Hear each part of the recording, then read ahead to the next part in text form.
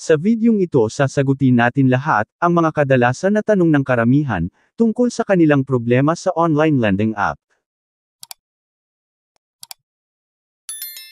Hello guys! Welcome to my YouTube channel. So for today's video, ay magkakaroon tayo ng question and answer portion.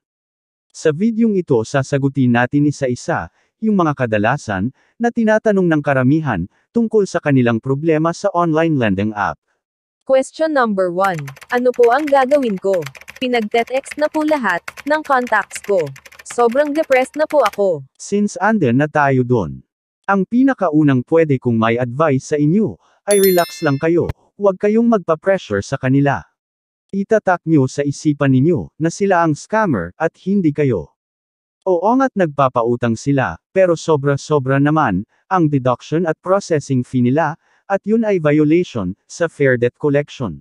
Pangalawa, magpaliwanag kayo sa mga contacts at friends nyo na nakatanggap ng text galing sa mga OLA agents. Sabihin ninyo sa kanila na modus yun ng mga scammers ngayon, wherein mangungulekta sila ng information ng isang tao, at gagawa nila ito ng istorya, na kunwari may utang yung taong iyon sa kanila, at kung sino-sino pa ang kanilang pinagtitext para singilin. Ang mga dahado dito ay yung mga taong walang alam sa ganitong modus, kasi pwede silang matakot sa pinagtitext ng mga OLA, at maibigay ang demand nila na amount. Sa ganitong mga kaso, lamang ang may alam.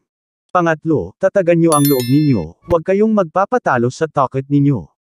Kasi ako naranasan ko rin yan, at iba talaga ang impact sa psychology at behavior ng isang tao. Minsan lumalabas pa ang suicidal thought natin, na kung saan gusto na nating kitilin ang buhay natin, para maiwasan ang problemang iyon. Pero, I advise you, na hindi po maganda yun na solusyon, kasi at the end, ikaw pa rin ang kawawa. Question number 2. Totoo po bang kakasuhan nila ako, kapag hindi ako nakabayad sa loan ko sa kanila? Gumising ka kapatid, hindi po totoo yan, 2022 na ngayon, at wala pa tayong narinig na nakasuhan, or napakulong dahil sa utang. Yung small claims na sabi nila, ay para lamang yun sa mga may utang na malaki, na mayroong principal amount na 300,000 at pataas, at yun pa ay pwedeng maidaan sa settlement. As it is mandated sa Article 3, Section 20 of 1987 Philippine Constitution. No person shall be imprisoned for non-payment of debt or poll tax. It is written in Constitution, kaya kahit magkaroon ka ng kasong small claims, Philippine Constitution states that no person shall be imprisoned for non-payment of debt. Question number 3. Ipapasa daw nila ang pangalan ko sa legal department. Yung sabi nila na legal department, ay sila din po yan.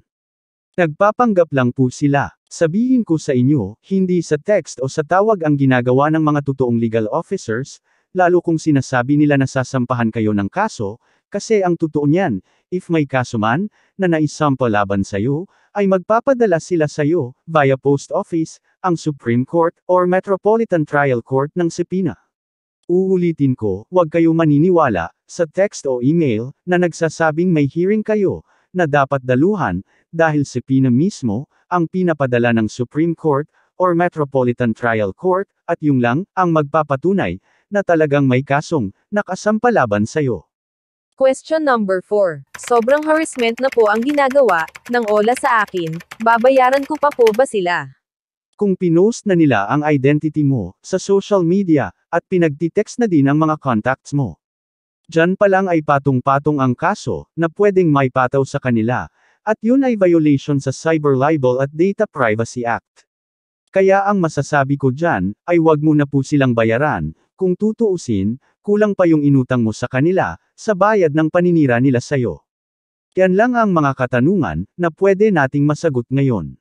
Ngayon, bibigyan ko kayo ng palatandaan, kung ang isang OLA ay isang illegal. Number 1, not SEC registered, and not following SEC guidelines, on fair debt collection process. Number 2, harassing contacts, na hindi mo naman, nilagay as contact reference. Number 3, loans are payable within 7 days. Number 4, very high and huge interest rates. Number 5, debt shaming and harassment to borrowers. Number 6, bad text messages. Number 7, text blast to all contacts. Number 8, death threats and physical threats. Number 9, posting private infos everywhere. Number 10, putting someone into danger. So that's all guys, and hope nakatulong ako sa inyo. Thank you for watching.